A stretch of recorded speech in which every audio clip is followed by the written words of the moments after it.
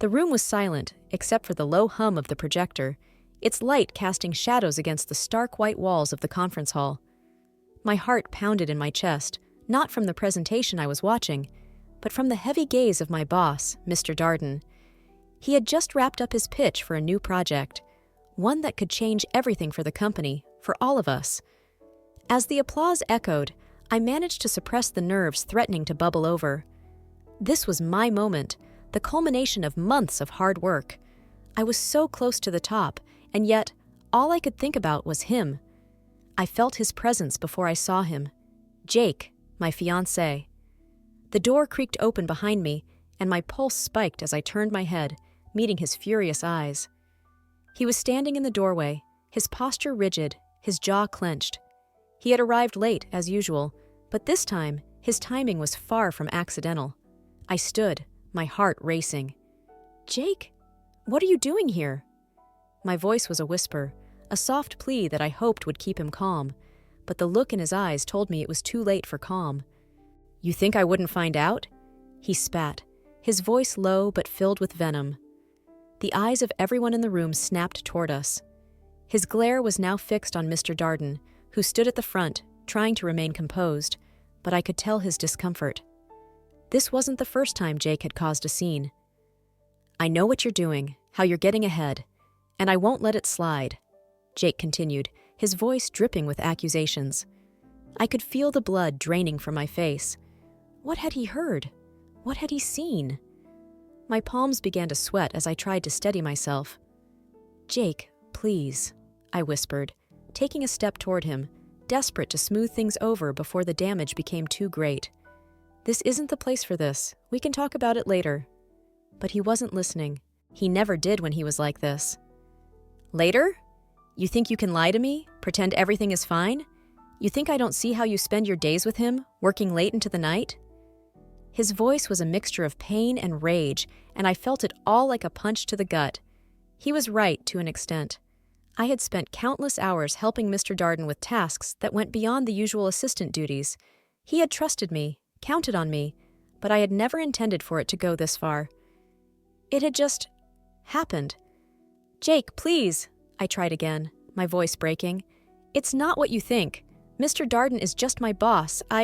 Don't lie to me."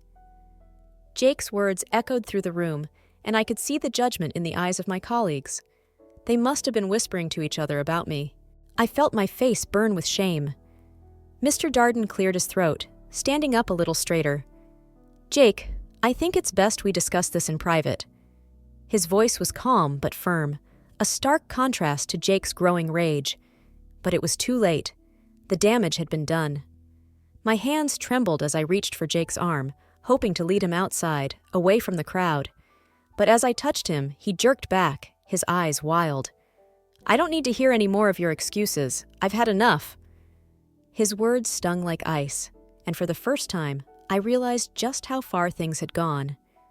Jake stormed out of the room, leaving me standing there, humiliated, exposed. The applause from earlier seemed a lifetime ago. It felt like everything I had worked for, everything I had dreamed of, was unraveling in an instant. I stood there, frozen, as my colleagues tried to avoid my gaze, the weight of their silence louder than any words could have been. It was in that moment that I realized the full extent of my situation. I had been playing a dangerous game for far too long, and now I would have to face the consequences. It all started so simply, so innocently. I had just moved to the city, bright-eyed and hopeful, eager to begin the next chapter of my life. I didn't have much, just a small apartment in a quiet neighborhood and a heart full of dreams. The city was buzzing with the promise of opportunity, but I soon realized that opportunities didn't come easily.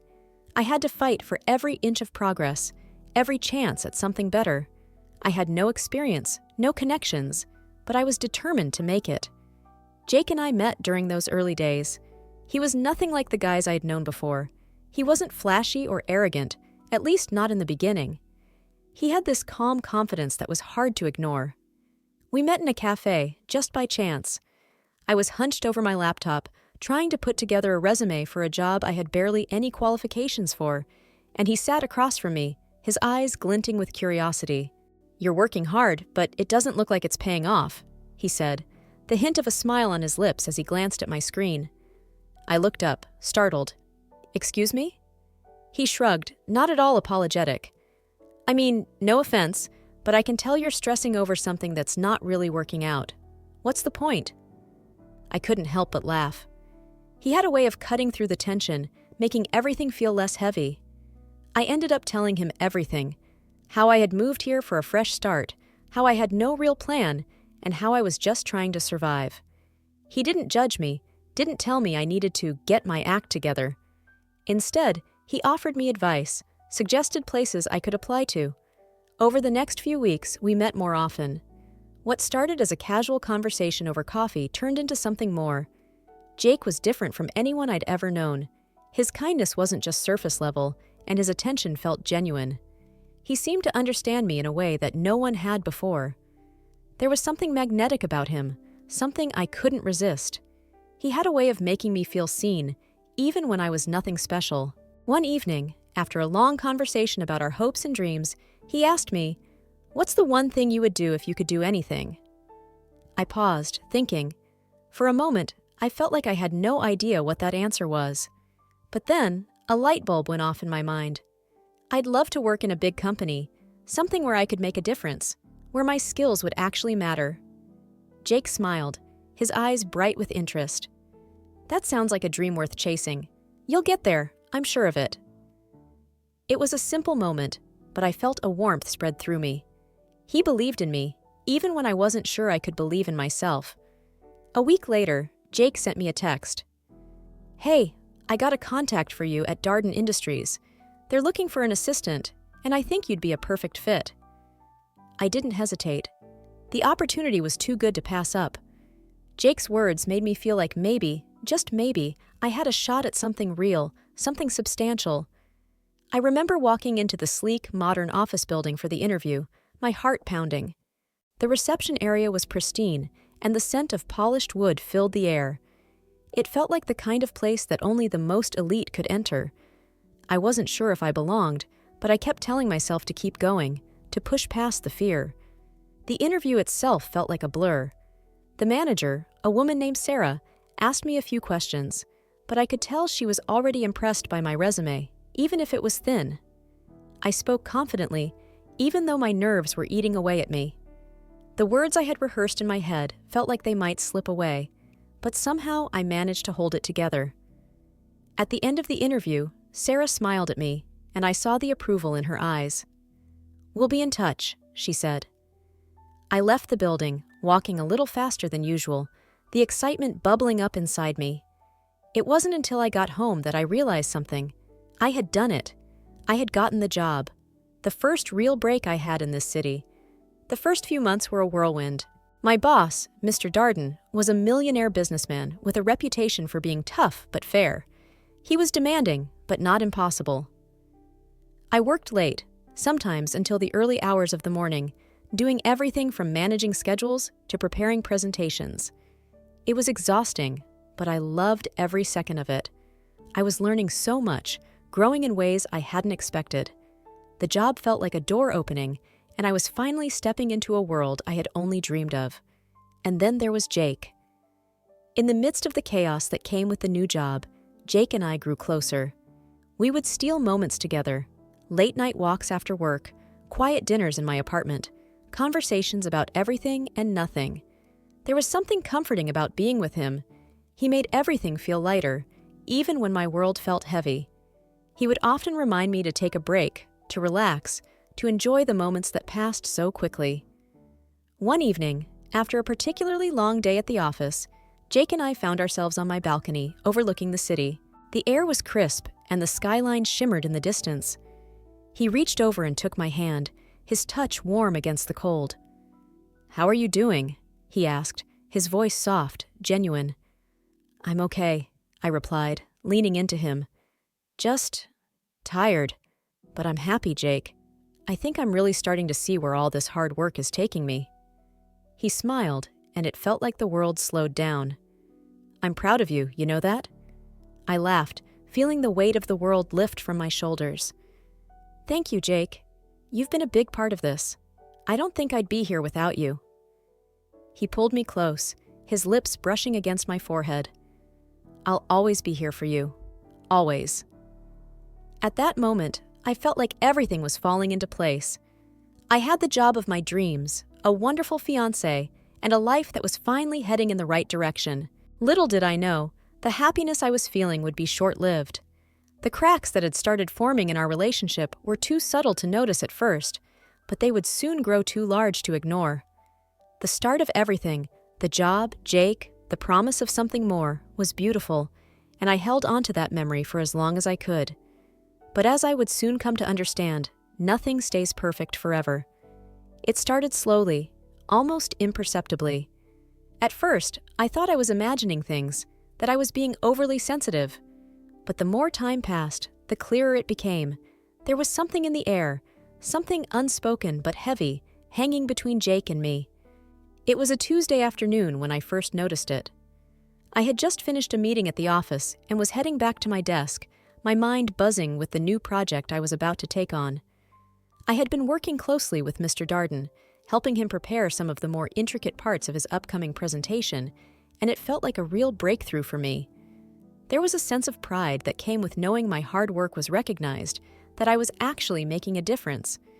But as I passed by Jake's office, I saw his car parked outside, which was strange since he usually didn't visit during the day. I opened the door slowly, unsure of what to expect, but the moment I stepped inside, I could feel it, his tension, his discomfort. Jake was sitting at the edge of my desk, his posture stiff, his hands clenched in his lap. There was an unreadable expression on his face, a mixture of frustration and something deeper, darker. It was like he was holding back something he couldn't say, something he didn't want me to hear. "Jake, what are you doing here?" I asked, my voice soft with concern. He didn't answer immediately, his gaze flickering toward me for a moment before turning away. "Just wanted to see you," he muttered, but his voice didn't have its usual warmth. There was something hollow in it, something off. I felt the weight of his silence settle in the air between us, suffocating the room. It was the kind of silence that made me feel like I was walking on eggshells, unsure of where to step. "Everything okay?" I asked, my hands now resting on the edge of my desk as I leaned toward him. Jake took a deep breath, his eyes finally meeting mine, but they weren't filled with the usual affection or even concern. Instead, there was something else in them, something like doubt, or maybe suspicion. "Yeah, everything's fine," he said, but his voice lacked conviction. "It's just—" His words trailed off, and for a moment, I saw a flicker of something behind his eyes, something darker, something possessive. I tried to brush it off, to believe it was nothing, but as the days went by, the tension only grew. I started noticing little things, small comments, offhand remarks that seemed harmless at first, but slowly began to chip away at my peace of mind. It wasn't long before Jake began to show up unexpectedly at the office. At first, he would just pop by to say hello, bringing me lunch or coffee as a sweet gesture. But then, it started to feel less like a thoughtful surprise, and more like an unspoken demand for attention, as though he needed to know where I was, what I was doing, who I was with. One afternoon, I was sitting in the break room, talking with a few of my colleagues about an upcoming team-building event. We were laughing, exchanging stories about the ridiculous things we'd done in the past, when the door suddenly opened. I looked up to see Jake standing there, his gaze fixed firmly on me. He had a look on his face that I couldn't quite place, something between impatience and frustration. "Everything okay?" one of my coworkers asked, her voice light, but I could see the concern in her eyes. Jake didn't answer. He just walked over to me, standing a little too close, his presence commanding. "Can we talk?" he asked, his voice tight. It wasn't a request. It was an order. I felt the room go still as everyone fell silent, the atmosphere shifting uncomfortably. I stood up quickly, feeling the heat rise in my cheeks. "Jake, not now. We're in the middle of something." But he didn't seem to care. His eyes narrowed, and he took a step closer, not looking at anyone else in the room, just focusing on me. The way he looked at me made my stomach churn, a knot of unease forming in the pit of my stomach. "I don't like it," he said suddenly, his words almost too quiet to hear, but they were clear enough. "I don't like you spending so much time with him." The him was Mr. Darden, my boss, the one person I had been working closely with for months, the one whose respect and attention I had earned through nothing but hard work and dedication. And Jake didn't like it. I felt my heart drop. "Jake, this is just work," I said quickly, trying to calm him, to make him see that there was nothing between me and Mr. Darden, that there never had been. But the words didn't come out the way I intended, and I could see the jealousy bubbling up in his eyes. It was like a switch had flipped inside him, and the person I thought I knew, the man I was supposed to marry, was suddenly someone else, someone I didn't recognize. "You're lying," he said, his voice colder now, more accusatory. "I know you're doing more for him than you're telling me. You're always at the office late, always with him, always." "That's not true," I protested, feeling defensive. I wasn't prepared for this. I had never imagined that Jake, the man I had trusted so much, could accuse me of something like this. "I'm working. I'm doing my job, Jake." But it wasn't enough. His expression hardened, and I could see the suspicion lingering in his eyes, eating away at the trust we had built. "I just want to know," he continued, his voice trembling with frustration. "What's really going on between you two?" It felt like a gut punch. I wanted to scream, to tell him that he was wrong, that there was nothing between me and Mr. Darden beyond professional respect. But the words caught in my throat. How could I explain something that, in his eyes, had already been twisted into something else? From that moment on, things between Jake and me began to shift. The small cracks, the growing insecurities, the jealousy, everything started to pile up, pushing us farther apart. I could feel his eyes on me whenever I spoke to Mr. Darden, could hear the bitterness in his voice whenever I mentioned work. It wasn't just the time I spent at the office that bothered him. It was the power that Mr. Darden had over me, the authority he held, the way I admired his success. The thing was, I had never once thought of Mr. Darden that way. He was my boss, my mentor, and the idea of anything more than that never crossed my mind. But Jake's jealousy clouded everything. His insecurities began to fill the spaces between us, and I could feel the walls closing in. Every text I sent, every call I made, every late night at the office, it all became an accusation in his eyes. Slowly, the love I once felt for him began to sour, replaced by an overwhelming sense of unease. The worst part was, I didn't know how to fix it. I didn't know how to make Jake see the truth, to make him understand that I loved him, and I had never once betrayed him. But the more I tried to reassure him, the more his distrust seemed to grow, until it was all-consuming. And then I realized, somewhere deep inside, that we were no longer the same people who had fallen in love all those months ago.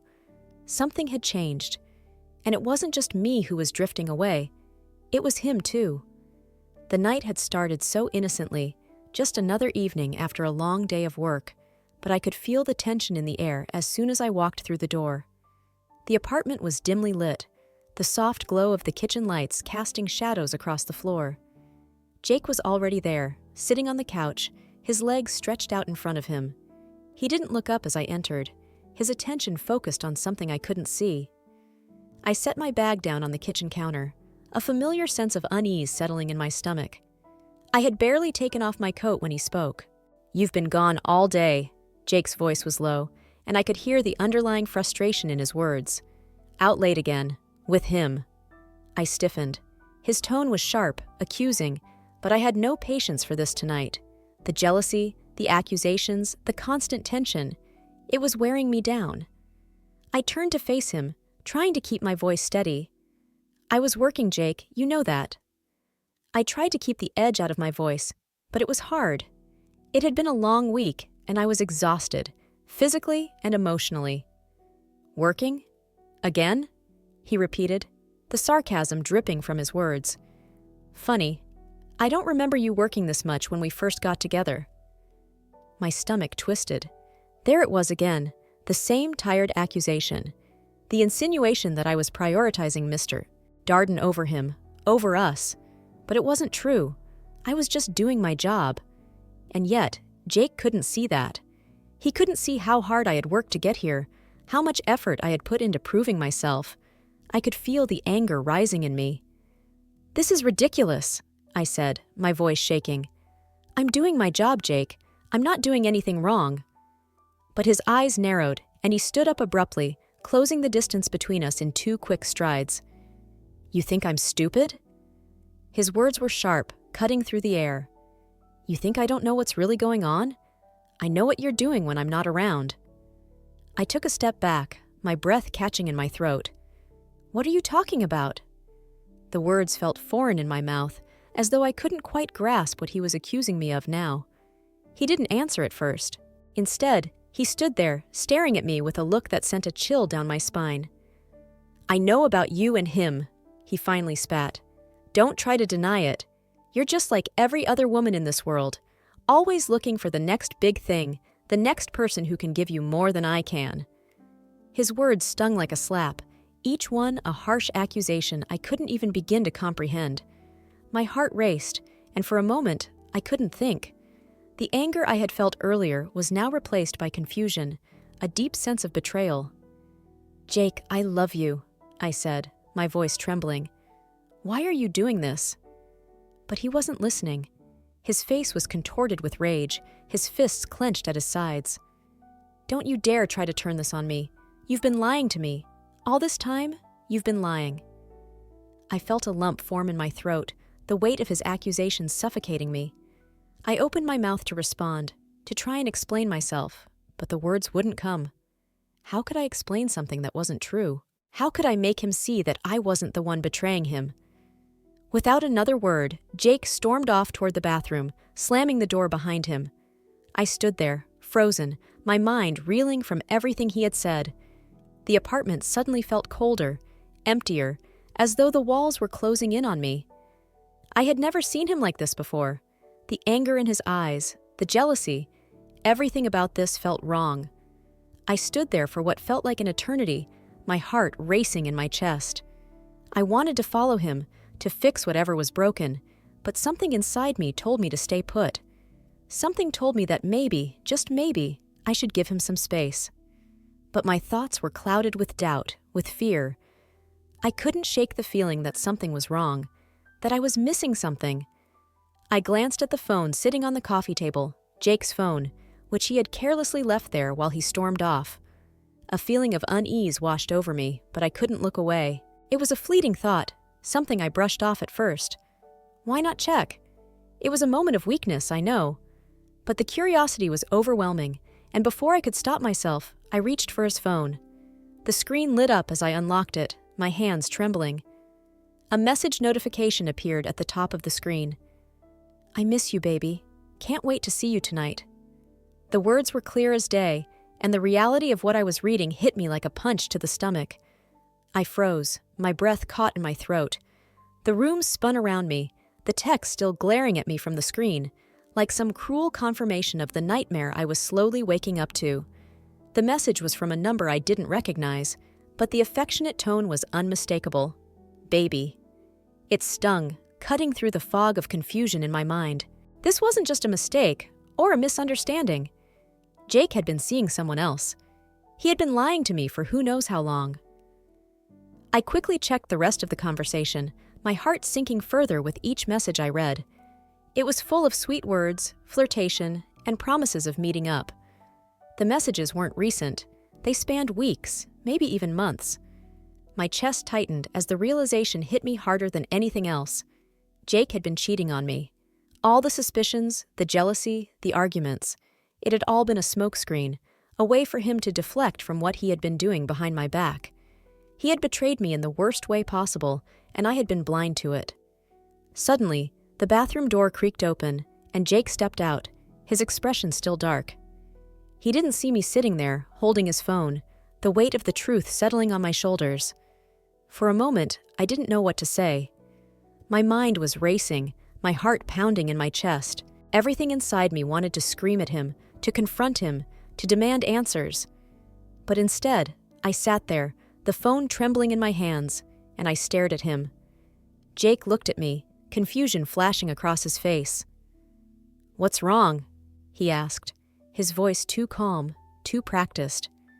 I didn't answer at first. I couldn't.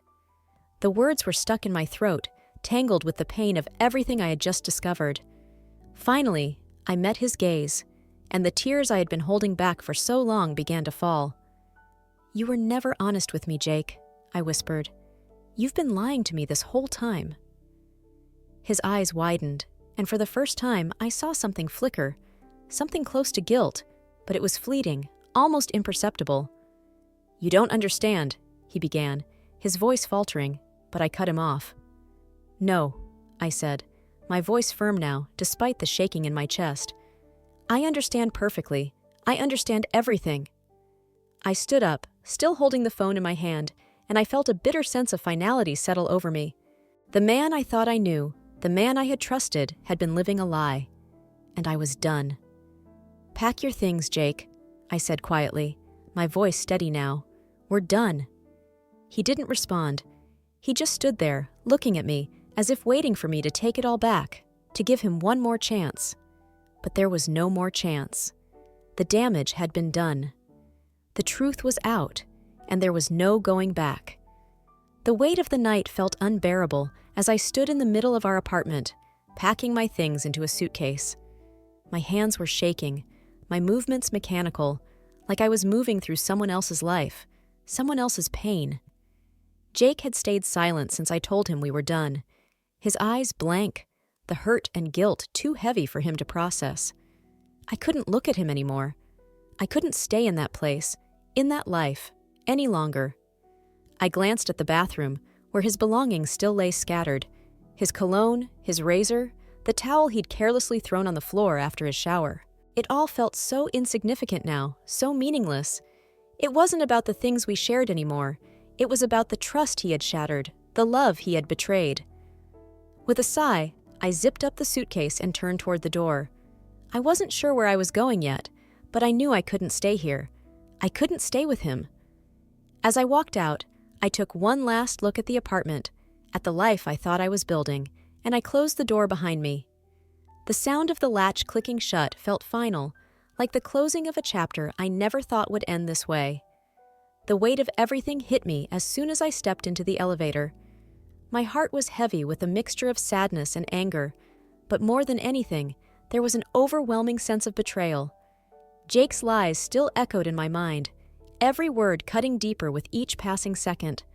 I had trusted him more than anyone, and now everything I thought I knew was shattered. I wasn't sure where to go at first. My mind was a blur, spinning with thoughts of what had happened, what I had to do next. The streets outside seemed colder than usual, the lights more distant, and the city felt unfamiliar, like I was a stranger in a place I had called home. My only thought was to get as far away from him as possible, to escape the suffocating weight of everything that had gone wrong. But I couldn't go back to the apartment. I couldn't bear to stay in a place that now felt tainted by everything that had happened. So I decided to go to the one place that had always felt like a safe haven, the office. I didn't call ahead. I didn't know what I would say or how I would explain the mess I was in, but I knew I needed something, anything, to take my mind off the chaos of my personal life. The office felt like the only place where I still had some semblance of control, where I could bury myself in work and pretend for a little while that everything was okay. When I arrived, the building was quieter than usual. It was late, and most of the staff had already left for the day. But the lights in Mr. Darden's office were still on, a faint glow spilling out from under the door. I hesitated for a moment, my hand hovering over the doorknob.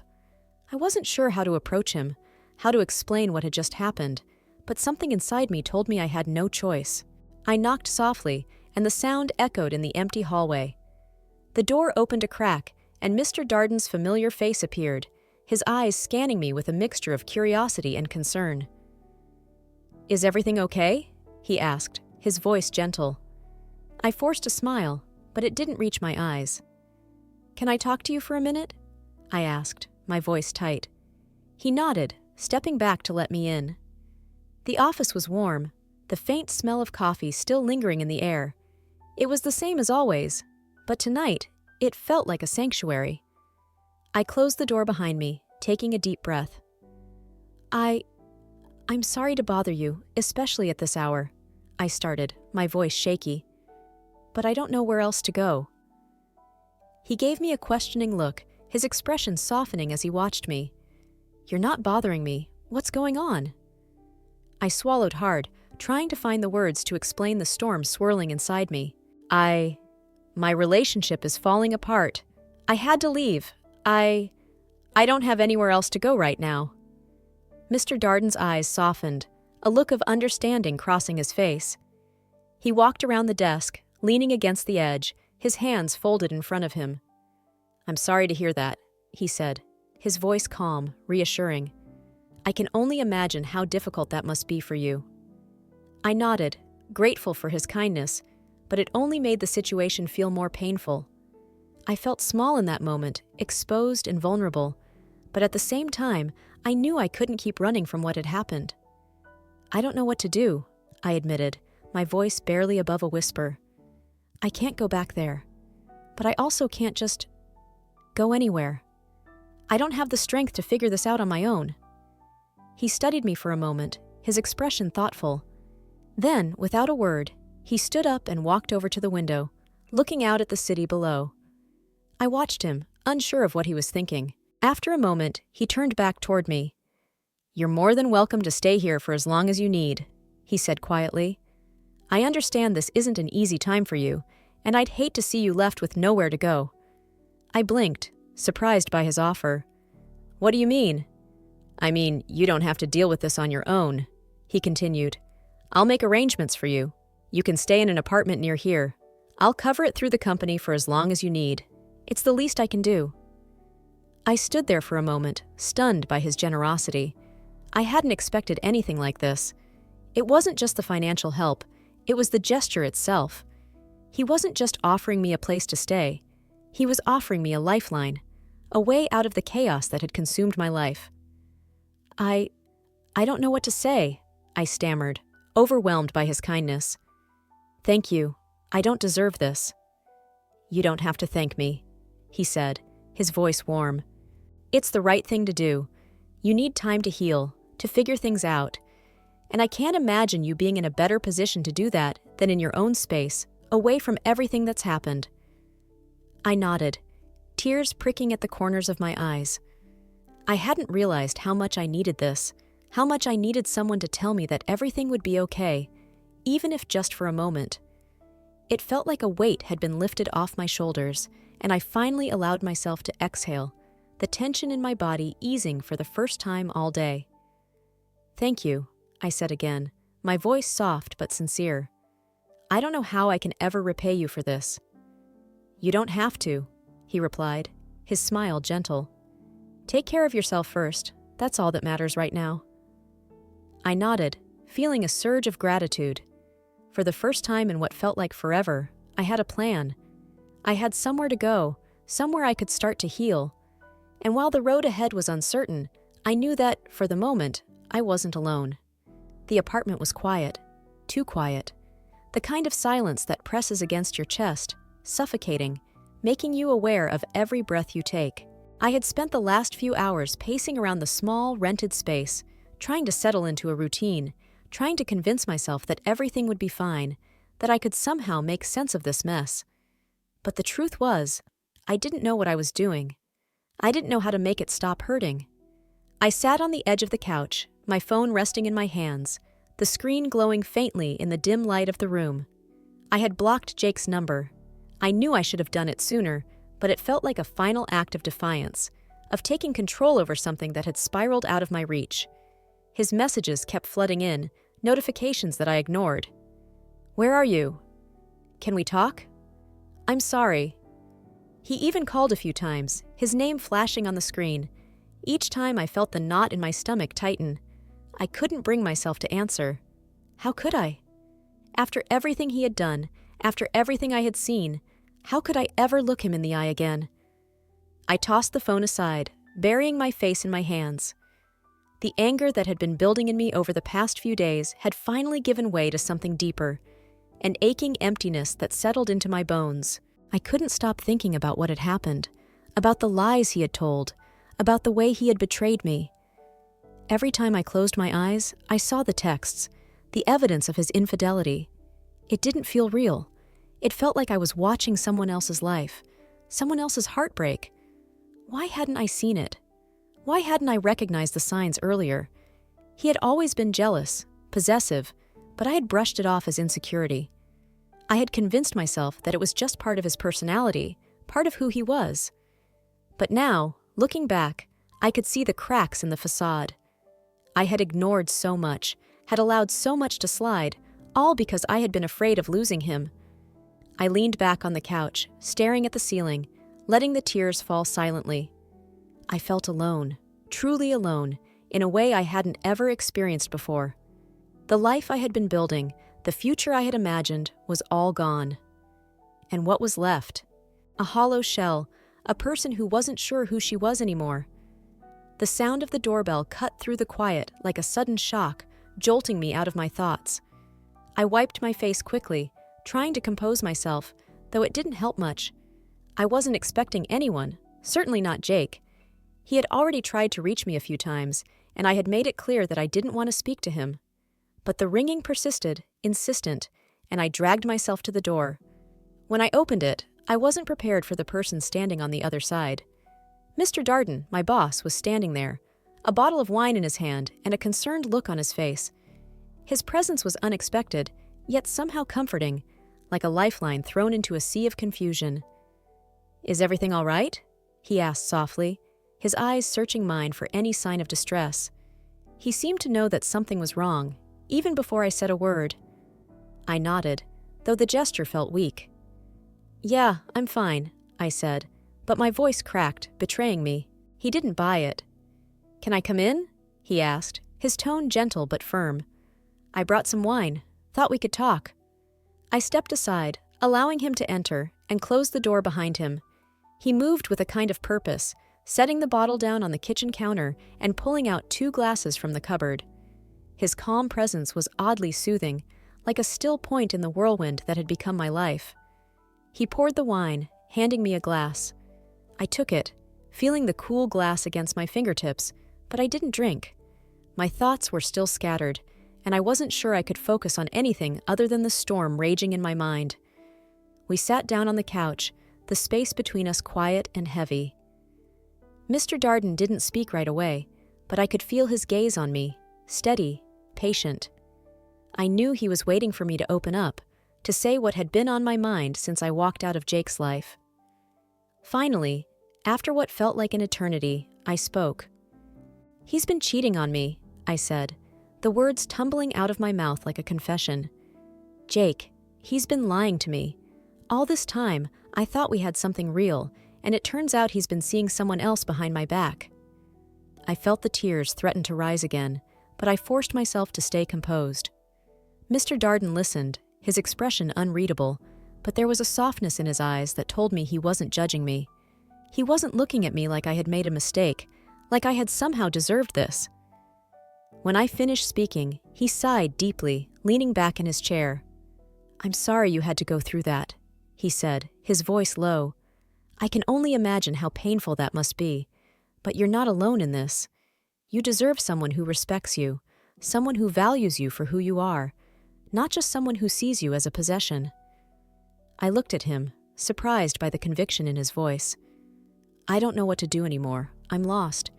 He was the person I thought I could trust, the one I thought I'd spend my life with. But now everything feels broken." Mr. Darden shook his head, his brow furrowing in disappointment. "People like that," Jake concluded, "they don't understand what it means to truly care about someone. They get caught up in their own insecurities, their own need for control. It's not your fault. It's never your fault when someone else chooses to betray you." I listened to his words, letting them sink in. It was strange, hearing someone else say the things I had been too afraid to admit to myself. For so long, I had blamed myself for not noticing the signs sooner, for not doing more to keep him happy. But hearing Mr. Darden's words made something click inside me. Maybe it wasn't my fault. Maybe I hadn't been the one to fail. Maybe it had always been him. I took a sip of the wine, letting the bitterness of it wash over me. It wasn't the taste I wanted, but it was all I had for now. And for the first time that night, I felt a little lighter. Not much, but a little. I don't know what I'm going to do, I admitted, looking at the glass in my hand. I feel like I'm falling apart, and I don't know how to put the pieces back together. You don't have to do it all at once, Mr. Darden said, his voice calm and steady. One step at a time. You've been strong enough to walk away from a toxic situation. That's more than most people can say. Now you need to take care of yourself. You need to find out who you are without him, without all the lies. I nodded, his words giving me a sense of clarity I hadn't had in days. It wasn't going to be easy. There would be moments of doubt, moments when I would want to pick up the phone and call him, to go back to the comfort of the life I knew. But I had to remember why I had left. I had to remember that I deserved more. Thank you, I said, my voice soft but sincere, for being here, for listening. I don't think I could have made it through tonight without someone to talk to. Mr. Darden smiled gently, a small, reassuring smile. You don't have to thank me. You've been through enough. I'm just glad I could help, even if only a little. The night stretched on, and we talked more, about life, about everything and nothing. I wasn't sure if the pain would ever fully go away, but for the first time in a long while, I felt like I wasn't alone. The weight that had been pressing on my chest had eased, just a little, and for that, I was grateful. The morning light filtered through the blinds, casting long shadows across the apartment.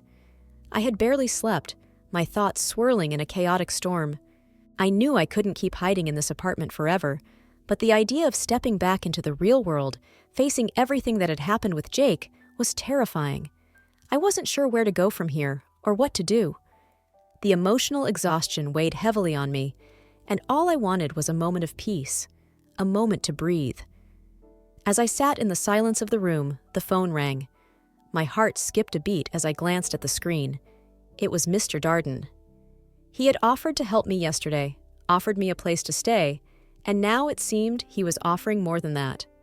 I hesitated for a moment before answering. Hello? Good morning. His voice was warm, steady, and calm. I hope you slept well. I forced a smile, trying to sound more composed than I felt. I did, thank you, just still processing everything. He paused, the line crackling with a faint sigh. I understand. If you're ready, I'd like to offer you a little distraction today. I'm picking you up in about an hour. I know a great place for breakfast. How does that sound? The offer was unexpected, but the thought of getting out of the apartment, of taking a breath away from the emotions that had been consuming me, was too tempting to resist. I agreed, setting the phone down as I began to get ready. An hour later, as promised, Mr. Darden was outside in his car. The sound of the engine hummed as I walked out onto the street, the morning air cool against my skin. He waved when he saw me, his smile genuine as he leaned against the car door. There was something comforting about his presence, something that grounded me in a way I hadn't felt in days. Ready to go? He asked, his tone casual, but there was an underlying tenderness in his words, a softness I hadn't missed. I nodded, sliding into the passenger seat, the warmth of the car a sharp contrast to the chill in the air. As we drove, the familiar streets of the city flashed by, and I found myself stealing glances at him from time to time. He wasn't just my boss anymore.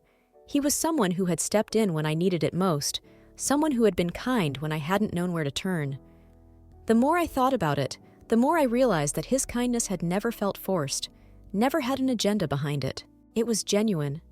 But there was something else too. A tension that I couldn't quite name, a pull that seemed to exist between us now. It wasn't just gratitude. It was something deeper, something more complicated. I could feel it in the way he looked at me, the way his hand brushed mine when he handed me the coffee the other day. And I wasn't blind to the way my heart responded to it. There was an attraction there, undeniable, simmering beneath the surface. I wasn't sure if it was just the aftermath of everything with Jake, a way of seeking comfort in someone who seemed stable, or if it was something more. But one thing was certain. I couldn't let myself get caught up in this, not now. Not so soon after everything that had happened. We arrived at a small, quiet restaurant tucked away on a side street, its cozy atmosphere a stark contrast to the frantic energy of the city outside. The soft murmur of voices, the clink of silverware, and the gentle rustling of napkins filled the air. It was a peaceful place, perfect for a morning to reset. "After you, Mr. D," Darden said, opening the door for me with a polite smile. There was a certain ease about him, a confidence that made everything feel less overwhelming, less heavy. But as I stepped inside, the weight of my own thoughts quickly returned. We were seated at a small table by the window, sunlight streaming in, casting a warm glow on the tablecloth. It felt almost surreal, sitting here with him, so close, so normal. And yet, beneath the surface, I could feel the tension rising again. The attraction was there, undeniable, but so were my doubts. Could I really start something new so soon after everything had fallen apart with Jake? I tried to focus on the menu in front of me, anything to keep my mind from wandering to places I wasn't ready to go. But I couldn't shake the feeling that Mr. Darden was watching me, his eyes intense, thoughtful. He wasn't saying much, just letting the silence stretch between us, allowing me the space to decide how I wanted to proceed. Finally, I couldn't take it anymore. "You've been so kind to me," I said quietly, my fingers tracing the edge of the coffee cup. "I don't know how to thank you enough for everything." He smiled, and it was the kind of smile that made my heart flutter. "You don't need to thank me. I'm just doing what's right. You've been through a lot, and if I can help you through it, I will." I nodded, feeling a mixture of gratitude and something else, a pull toward him that I couldn't quite explain. "I appreciate it," I murmured, but my mind was already racing. Was I just seeking comfort in him because I was so lost right now? Or was it something more? We ate breakfast in relative silence, the conversation light but meaningful. He asked about my work, about my thoughts on future projects, and I found myself talking more freely than I had in days. It was easier to focus on something like that, on things that weren't so deeply personal, things that didn't hurt. But the closer we got to the end of the meal, the more I could feel that unspoken tension creeping back between us. As we stood to leave, Mr. Darden offered his arm, a gesture that felt almost old-fashioned in its politeness. But there was something comforting about it, something reassuring in the way he extended it toward me. I took it without thinking, my heart pounding in my chest. When we reached the car, he held the door open for me, and as I climbed inside, I couldn't help but glance at him once more. His eyes met mine, and for a brief moment, there was nothing else in the world. Just the two of us, caught in a moment that felt both too soon and yet strangely right. As we drove to the office, I couldn't shake the feeling that something was changing, shifting between us. He was no longer just my boss. He was someone who had become a part of my life in a way I hadn't expected, someone who made me feel seen, understood, cared for. But even as I felt drawn to him, I knew it was too soon. My heart was still broken, still bruised from the past. I couldn't just dive into something new without fully understanding what I was doing. But for the first time in a long while, I wondered if maybe, just maybe, there could be something new for me on the other side of this pain. I wasn't sure yet, but I knew I was starting to consider it, and that thought alone was enough to leave me feeling both terrified and hopeful at the same time. The evening was calm, the quiet hum of the city outside a stark contrast to the storm of thoughts inside my mind. I had spent the entire day at work, trying to focus on tasks, to bury the confusion, the doubts, and the stirring feelings that had taken root in my heart. But the moment I had stepped into the office that morning, something had shifted. Something was different between me and Mr. Darden. It wasn't just the quiet moments we shared, or the kindness he showed.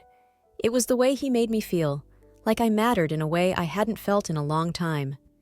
Now, after a full day of work, we were headed to dinner.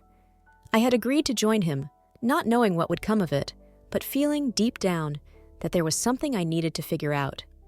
We drove to a small, upscale restaurant on the outskirts of the city, a place with soft lighting and quiet corners that seemed perfect for a night of reflection. The drive there was easy, comfortable. We didn't speak much, but the silence between us wasn't heavy. It felt right. There was a sense of calmness and understanding between us that was impossible to ignore. I could feel his gaze on me from time to time, but when I looked back, he was always focused on the road, his expression thoughtful. The tension that had been between us earlier in the week seemed to have dissolved, replaced by something more peaceful, more natural. The restaurant was exactly what I needed. It was intimate, with small tables and soft music playing in the background. We sat across from each other, the dim light casting a warm glow over our faces. The conversation flowed easily, our words simple but meaningful. He asked about my childhood, my dreams, and even my past, things I had never shared with anyone, not like this. I found myself talking, opening up in ways I hadn't allowed myself to before. It was therapeutic, almost like a release, and I could feel myself relaxing in his presence. As the evening wore on, I felt the pull between us grow stronger. It wasn't just his kindness or the way he listened, it was the way he made me feel understood. He wasn't asking for anything from me, wasn't rushing me into anything. It was like he was giving me space to figure things out on my own, to come to my own conclusions. And that, more than anything, made me trust him even more. When dinner ended, we walked out into the cool night air. He offered me his arm again, and I took it without hesitation, the warmth of his presence wrapping around me like a security blanket. We didn't speak much as we walked back to the car, but I could feel the weight of the moment between us. Something had shifted, something that neither of us had yet fully acknowledged, but both of us could feel. The drive back to my apartment was quick, but the silence between us felt loaded with unspoken words. When we arrived, I turned to him, unsure of what to say, unsure of what I even wanted. I wasn't ready to let go of this feeling yet, this calm, this connection that had blossomed between us in such a short time. But I wasn't ready for anything more either, not yet. "Thank you for dinner," I said softly, my hand resting on the door handle. "I had a really good time." Mr. Darden smiled, that same warm smile that had always made my heart flutter. "I'm glad," he said, his voice low. "It's been nice to just spend time with you, outside of work." I nodded, not knowing how to respond. He hesitated for a moment, and for a brief second, I thought he might lean in, that he might do something to break the space between us. But instead, he simply opened the door for me. "Good night," he said, his voice softer than before, tinged with something that felt like longing. "I'll see you tomorrow." I stepped out of the car, turning to face him as I closed the door. The night air hit me, cool and sharp, and I suddenly felt the weight of everything, my thoughts, my feelings, the choices I had to make. He had been there for me when I needed someone, had shown me nothing but kindness, respect, and patience. And I had felt something between us, something I couldn't deny. I smiled at him, my heart pounding in my chest. "Good night," I said again, my voice quieter this time. I closed the door softly behind me, locking it without thinking. But as soon as I turned to walk toward the hallway, something stopped me, something in my chest that tugged at me, a feeling I couldn't ignore. It was the realization that I had been lying to myself all evening, that I had been too afraid to face what was really happening. The truth was simple, undeniable. I had feelings for him, strong feelings, and I couldn't pretend otherwise anymore. I stood there, frozen, my heart beating erratically as I stared at the door. I wasn't sure what to do next. It felt like the moment of truth had arrived, and I had to make a choice. Did I stay behind this door, clinging to the safety of my solitude and my fears? Or did I open it and face whatever came next, whatever the future held with him? Before I could talk myself out of it, I turned around, my hand reaching for the doorknob. I hesitated for just a second, my pulse racing, before I pulled the door open. And there he was. He hadn't left. Mr. Darden was standing there, just a few feet away, his expression unreadable, but his eyes filled with something I hadn't seen before, something soft, something that spoke of longing, of hope. "I thought I'd lost you for a second," he said, his voice barely a whisper. I didn't know what came over me, but in that moment, everything I had been holding back, all the emotions that had been bottled up inside, came rushing to the surface. I stepped forward, closing the distance between us, and before either of us could say anything more, I kissed him. It was slow at first, tentative, as though neither of us was sure how to navigate this new territory. But as his lips met mine, something inside me clicked. The kiss deepened, and I felt a rush of warmth, of relief, as if everything I had been afraid of, Everything that had been holding me back had melted away in that moment. I pulled away for a breath, my forehead resting against his, our breaths mingling in the cool night air. I looked into his eyes, searching for the same clarity I was beginning to feel. "I didn't want to do this too soon," I whispered, my voice shaky. I didn't want to rush into something I wasn't ready for. He smiled softly, brushing a strand of hair away from my face.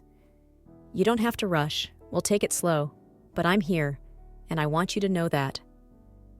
I nodded, my heart racing in my chest. For the first time in a long time, I felt like maybe, just maybe, things could be okay. I wasn't sure what the future held, but in that moment, standing there with him, it didn't matter. The past was behind me, and for the first time, I felt the weight of it lifting, replaced by something new, something hopeful. "I think I'm ready," I whispered, closing the gap between us again. And this time, there was no hesitation. The days following that night felt like a breath of fresh air after being trapped underwater for so long. I woke up each morning with a sense of lightness, as though the weight I had carried for so long had finally been lifted. I wasn't completely free from the scars of my past, but with each passing day, I was learning to let go of the things that had hurt me, and I was starting to embrace the idea of a new beginning. Mr. Darden, or rather James, as I had started to call him in the more private moments we shared, didn't rush me. He was patient with me, patient with my emotions, my hesitations, and my fears. He never pushed, never made me feel like I had to be anything but myself. He was, simply put, everything I had never known I needed. Where Jake had been full of insecurities, possessiveness, and jealousy, James was full of understanding, kindness, and respect. He gave me space to heal, but he also gave me the support I didn't even realize I had been lacking. One evening, as we were sitting in his apartment, his real apartment, not the temporary place he had rented for me, he turned to me, his eyes thoughtful, as always. He had a way of looking at me that made me feel like I was the most important thing in the world. "I think it's time," he said softly, his voice steady, but there was a gentle urgency in his words. "I've been thinking a lot about this, and I don't want to wait anymore. You deserve to be with someone who sees you for who you are, someone who will love you every single day. And I want that to be me." I looked at him, the weight of his words sinking in. I felt the same way. In the time we had spent together, I had learned that he wasn't just a kind man. He was the kind of man I had been searching for without even realizing it. Someone who would love me not out of possession or fear, but because he truly valued me. "I want that too," I whispered, my heart racing as I reached out to take his hand. Without missing a beat, he smiled and squeezed my hand, his eyes filled with warmth. "Then move in with me," he said, his voice soft but resolute. "You deserve to be with someone who will treat you like you're everything, and I will." I felt my breath catch in my throat. This wasn't just a gesture, it was a commitment. It was a promise that he wasn't just going to say the words, but live them out every single day. It wasn't about rushing things or forcing a timeline. It was about creating a future together, one that was filled with trust, love, and respect. "I'd love to," I said, my voice barely above a whisper. It was a relief to say those words, a relief to know that I was finally ready to take that step. A part of me was still scared, but it was the good kind of scared, the kind of fear that comes from opening your heart to someone, knowing that they're not going to break it. We decided to take it slow, not out of hesitation, but because we wanted to build something real, something that would last. I moved in with him soon after, leaving the past behind and starting a new chapter of my life with someone who was truly dedicated to me. James made sure to remind me every day how much I meant to him, in both big and small ways. We spent our evenings laughing over dinner, talking about our dreams for the future, and supporting each other through the challenges of life. For the first time, I felt like I was home. But of course, my past wasn't done with me yet. One morning, a week after I had moved in with James, I walked into the office to find a storm waiting for me. The moment I stepped through the door, I could feel the tension in the air. It wasn't the usual hum of a busy workday. It was thick with anticipation, as if something had already happened, something I didn't want to face. And then I saw him. Jake. He was standing in the middle of the office, his face red with anger, his eyes wild as he shouted at anyone who looked his way. His hands were clenched into fists, and he seemed to be pacing in circles, as if trying to force someone to listen to him. The second his eyes locked onto mine, I felt a jolt of unease. His gaze was sharp, filled with accusation, and I knew, without a doubt, that he wasn't here to apologize. He was here to cause trouble. I froze for a moment, unsure of how to handle this situation. Part of me wanted to ignore him, to just walk past and pretend he wasn't there. But I knew that wasn't an option. Not now. Not after everything that had happened. James, who had been in his office a few steps away, emerged when he heard the commotion. He took one look at Jake and then turned his attention to me. I saw the protective glint in his eyes, the way his posture shifted, his body language becoming firm and resolute. He could sense what was going on, could feel the tension that had suddenly filled the room.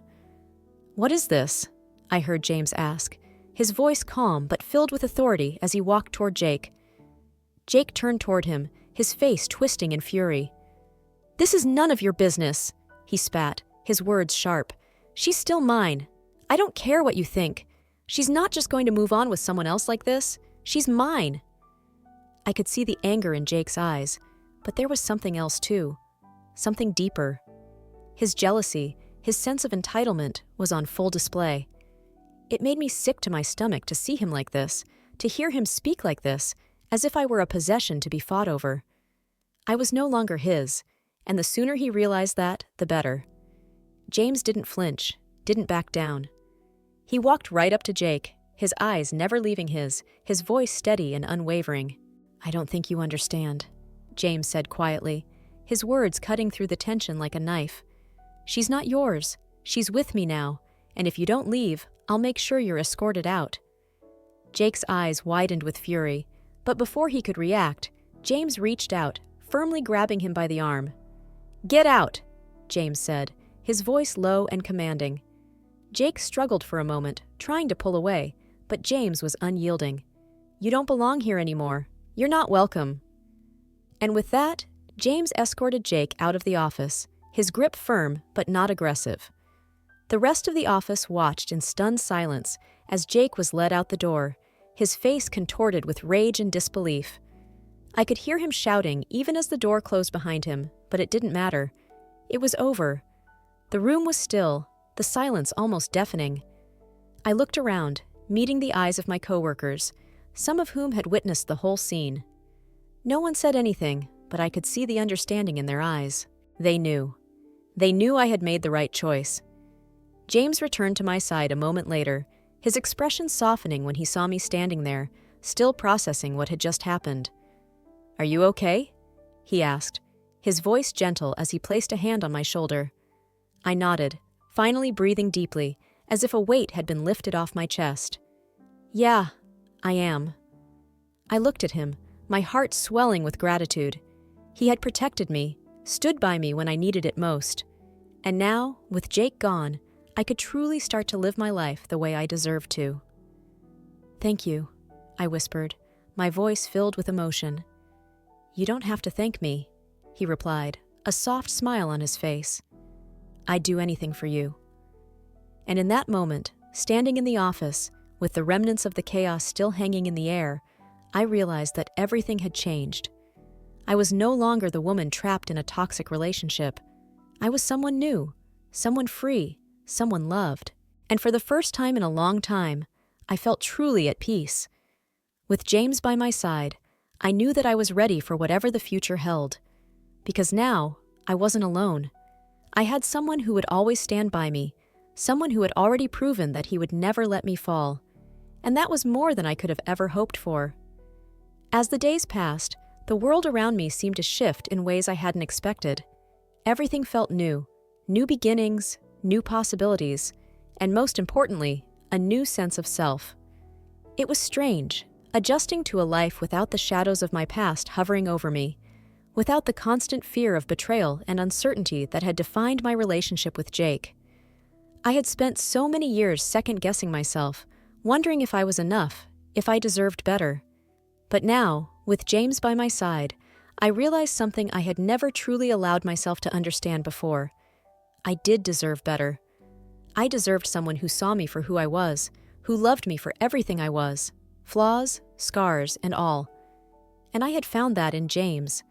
The transition into this new chapter of my life wasn't immediate or easy. The pain from my past still lingered, the memories of Jake's lies and manipulations still fresh in my mind.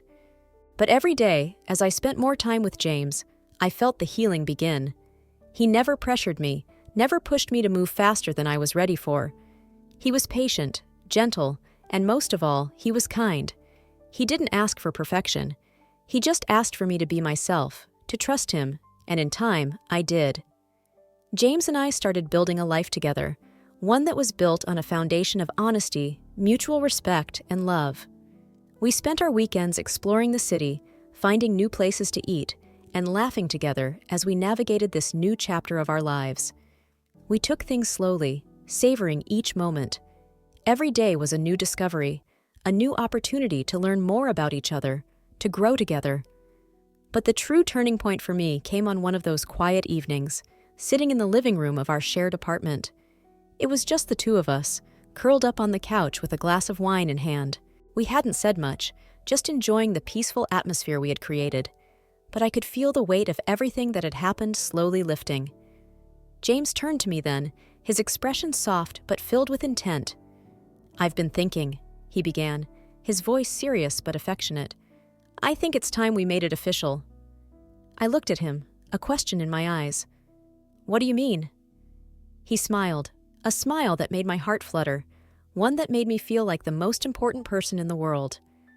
"I want us to build something long-term, something real. I want to marry you, if you'll have me. You've already shown me what it means to love, and I can't imagine my life without you in it." His words took me by surprise, but in that moment, they felt like the most natural thing in the world. Everything about our relationship had felt so right from the start. We had both been through so much, but we had found a way to heal together, to support each other in ways I had never known possible. "Yes," I said, my voice barely a whisper. "Yes, I want that too. I've never been more sure of anything in my life." And just like that, it felt like all the pieces of my life had finally come together. I had spent so long searching for someone who would love me, respect me, and treat me with the care I deserved. And I had found that in James. He wasn't perfect, but he was perfect for me. He made me feel seen, heard, and valued in a way I had never experienced before. I knew, without a doubt, that this was the person I was meant to spend my life with. We began to make plans for the future, our future. We talked about getting married, about building a home, about what our life together would look like. And for the first time in a long time, I felt excitement, not fear. I wasn't afraid of what might come next. With James by my side, I felt like I could face anything because I knew we were in this together. But even as I looked ahead, I knew that the road I had walked to get here hadn't been easy. There were days when I still struggled with the scars of my past, moments when I had to remind myself that I wasn't the person I used to be. But I wasn't afraid anymore. I wasn't afraid of my past, and I wasn't afraid of my future. I had learned, through everything I had been through, that I was stronger than I had ever given myself credit for. I had the power to choose my own path, to create the life I wanted, and no one, least of all Jake, could take that away from me. James and I continued to build our life together, brick by brick, with the quiet certainty that we were exactly where we needed to be. The pain of the past still lingered in my memories, but it no longer controlled me. I had moved on from the brokenness, from the lies, from the chaos. And in its place, I had found something far more beautiful, true, unconditional love. Months passed, and life seemed to move forward with a quiet rhythm. The memories of Jake faded, replaced by new ones. Memories of laughter, of shared moments, of love. James and I had plans to get married the following summer, and I couldn't wait to start this new chapter with him, to commit to him in front of our families and friends. One evening, as we walked hand in hand down the street, a sense of peace settled over me. The world around us felt alive, but it was different now. The chaos and uncertainty were gone, replaced by a calm certainty that I had never known before. I didn't have all the answers. I didn't know what the future would hold. But for the first time in my life, I didn't need to, because I knew I had someone by my side who would face it with me, someone who would love me no matter what came our way. Looking at James, I realized that this was where I was meant to be. This was the life I had always dreamed of, and it was finally mine. The future was waiting, and I was ready for it. Ready to embrace it with open arms, ready to walk forward into the life I had built, the life I deserved. And as I looked up at the sky, I knew that everything I had been through had led me to this moment. The pain, the heartbreak, the loss, it had all been a part of my journey, a journey that had brought me to a love that was real, a love that was true. And for the first time in a long time, I felt whole. I felt ready. Ready for whatever the future would bring. Because I knew that, with James by my side, there was nothing I couldn't face. Together, we were unstoppable.